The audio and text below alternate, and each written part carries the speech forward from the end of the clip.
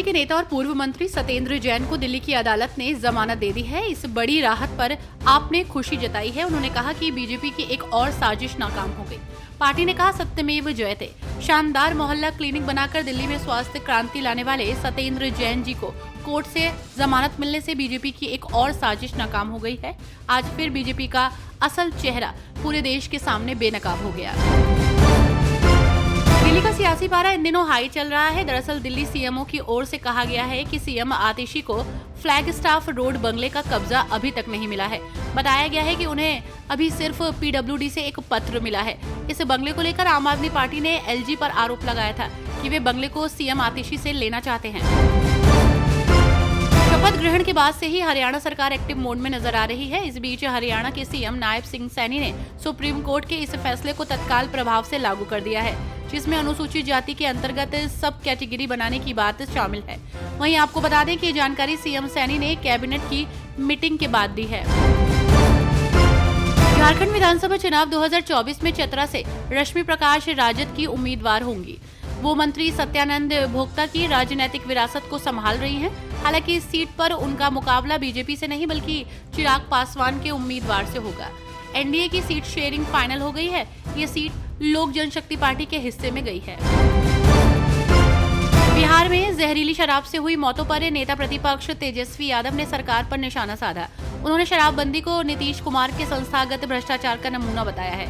तेजस्वी ने सरकार से कई सवाल भी किए हैं, जैसे कि अगर शराबबंदी है तो इसे पूरी तरह से लागू क्यों नहीं किया जा रहा। सत्ताधारी नेताओं, पुलिस और शराब माफिया के बीच क्या संबंध है।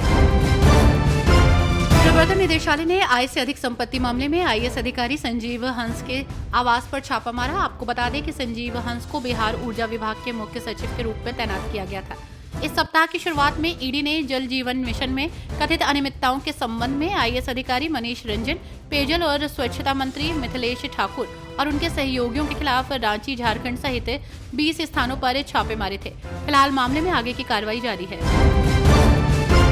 झारखंड का सियासी पारा इन दिनों हाई चल रहा है। इस बीच भारतीय जनता पार्टी के नेता प्रतुल शाहदेव ने एनडीए में सीट बंटवारे को लेकर कहा कि बीजेपी का जो अलायंस है उसकी औपचारिक रूप से घोषणा होगी कि कौन कितनी सीटों पर लड़ेगा। हमारे उम्मीदवारों की सूची बिल्कुल तैयार है, जो किसी भी वक्त जारी हो सकती है, क्योंकि बीजेपी सबका साथ, सबका विकास और सबका विश्वास के इरादों पर चलती है। और जब बीजेपी टिकट की सूची जारी करेगी तो यही आपको देखने को मिलेगा।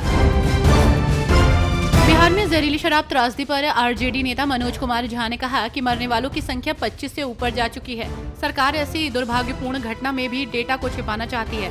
मुख्यमंत्री कहाँ हैं? राज्य को कौन चला रहा है? मौतें थमने का नाम नहीं ले रही। शराबबंदी के नाम पर गरीब और लाचार लोगों को जेल भेजा जा रहा है। तेजस्वी यादव ने सही कहा कि ये एक उद्योग है। केंद्रीय मंत्री गिरिराज सिंह अपनी हिंदू स्वाभिमान यात्रा से पहले बिहार के भागलपुर में विदेश्वर नाथ मंदिर पहुंचे। यहाँ गिरिराज सिंह ने विधिवत और पूजा अर्चना की। इस दौरान उन्हें भक्ति में लीन देखा जा सकता है। मौके पर बड़ी संख्या में लोग नजर आए। स्वाभिमान यात्रा का पहला चरण भागलपुर से शुरू होकर सीमांचल से होकर गुजरेगा। इस यात्रा का नेतृत्व स्वामी दीपांकर करेंगे। इससे पहले गिरिराज सिंह ने अपने संबोधन में धर्म की रक्षा करने की बात कही। हरियाणा कैबिनेट बैठक के बाद कैबिनेट मंत्री श्रुति चौधरी ने बताया कि आज सबसे पहले किसानों को लेकर बातचीत हुई, जिसमें कहा गया कि हमारे किसानों को कोई परेशानी नहीं होनी चाहिए। वहीं डीएपी की समस्या आ रही है, वो नहीं होनी चाहिए।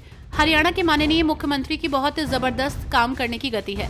पद संभालते ही उन्होंने अपनी पहली कलम से देश के नौजवान बच्चों का 24,000 नौकरियों के लिए सिलेक्शन करवाया। ये बहुत बड़ी बात है, जहां सरकार ने बिना पर्ची खर्ची के काम किया।